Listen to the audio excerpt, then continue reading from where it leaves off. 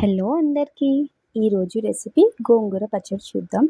ముందుగా కడాయిలో పచ్చిమిర్చి, ధనియాలు, జీలకర్ర, అలాగే వెల్లుల్లి కూడా వేసుకుని బాగా వేయించుకోండి. అది బాగా వేగిన తర్వాత సైడ్కి తీసుకోండి.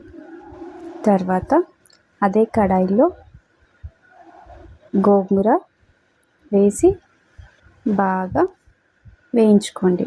అది బాగా వేగిన తర్వాత మనం ముందుగా చేసుకున్న పచ్చిమిర్చి దాంట్లో కొన్ని నువ్వులు వేసుకుని కొంచెం సాల్ట్ కూడా వేసుకుని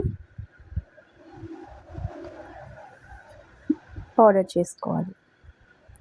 తర్వాత గోంగూర మంచిగా ఫ్రై అయినాక కొంచెం చల్లగా అయ్యాక అది కూడా తీసుకుని మిక్సీలో వేసుకుని కొన్ని ఉల్లిపాయలు వేసుకుని కొంచెం కచ్చపచ్చ గ్రైండ్ చేసుకోవాలి. తర్వాత కడాయి పెట్టుకుని తాలింపు వేసుకోవాలి. ఆవాలు, జీలకర్ర, శనగపప్పు, కరివేపాకు, ఎండుమిర్చి వేసుకుని తాలింపు వేసుకోవాలి. గోంగూర పచ్చడి రెడీ.